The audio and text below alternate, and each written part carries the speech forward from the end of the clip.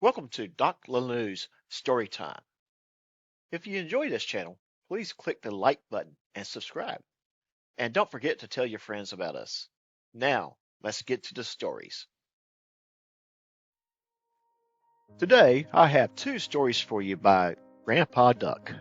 Grandpa Duck's son, David, gave me some of his short stories and asked me to read them for you. I found the stories fun and whimsical. Sadly, Grandpa Duck is not with us anymore, but he lives on with his wonderful stories.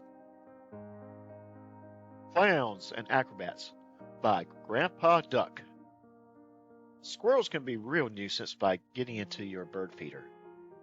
After many attempts to get rid of them, I finally decided to let them feed. After all, how much can a couple of squirrels eat?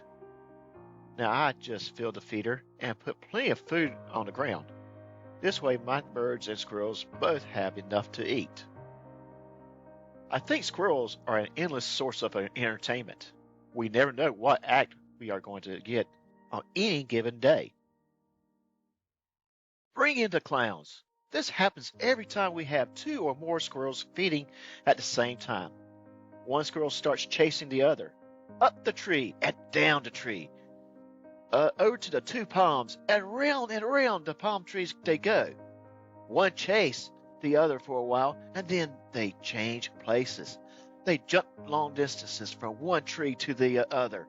One day, it seemed that one guy got mad and chased the other squirrel into the forest out of my lot and out to the county for all I know. One of the strangest things I ever saw them do was to rise up on their two hind legs and box with each other. They also roll on the ground like a dog. They are quick and very funny. Sometimes the squirrels become acrobats.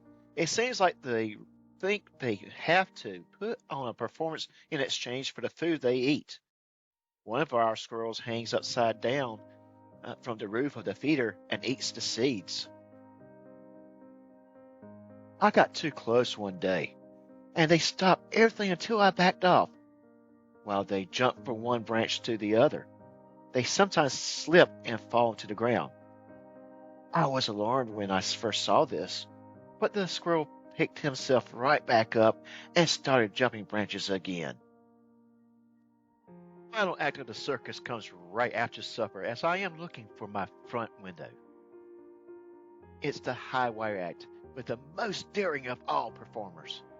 I watched them climb the telephone pole and start across the wire some 30 or more feet from the next pole. The first guy is the expert and he goes across in record time. The next guy is very cautious, but he makes it.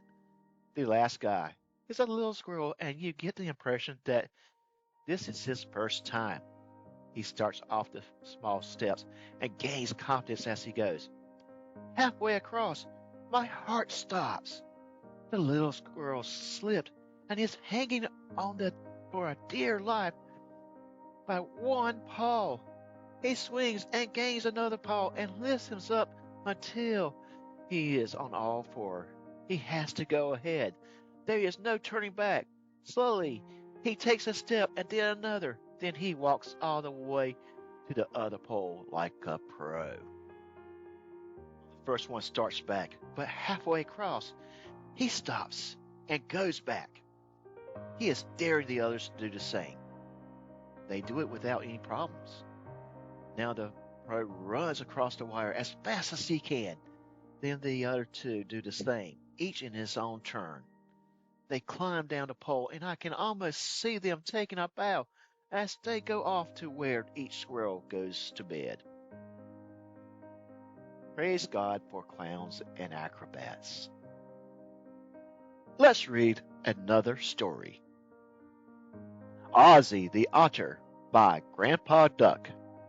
Ozzy is a sea otter and as black as midnight. Inland otters are brown in color and not as large as sea otters. Sea otters are very playful and like to get into mischief, just like the inland otters do. When I first met Ozzy, he was herding a bunch of baby raccoons through my backyard. He was so busy and he didn't notice that he had herded them right up to my feet.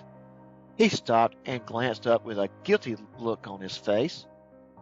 Ozzy, I said, what are you doing picking on these little raccoons? He squirmed like a little boy who was caught with his hand in the cookie jar. Why don't you pick on someone your own size? This distraction was all the little raccoons needed. They disappeared into the trees like magic. Ozzy started explaining to me that these little bandits had stolen his lunch and he was just teaching them a lesson. That's okay, Ozzy. After all, they are little bandits. Come and see me again sometime, I said. About a week later, I saw Ozzy walking along the highway very close to the Mayaka River Bridge. Ruth and I were in our car going towards the bridge. There was a break in traffic and Ozzy speeded up to try to get across the road. I said to Ruth, it looks like Ozzy wants to cross the highway. Ozzy couldn't see a large truck that was hidden from his view by the side of the bridge. The truck was moving very fast and would have hit Ozzy for sure. I shouted out loud, no, don't cross the road, Ozzy. I was in the car with the windows closed, so he couldn't really hear me. But Ozzy put on his auto brakes and stopped just in time. Then he ran back into the brush by the river. I could hear him say, thanks, Grandpa Duck. I owe you one. I sure was glad that I could talk to animals. Praise God for the otters. Thank you for watching. If you have stories you would like to be read on this channel, please email them to j.lanude.stories@gmail.com. Please do not forget, like, subscribe, and share this channel with your friends. Until next time, take care of yourself.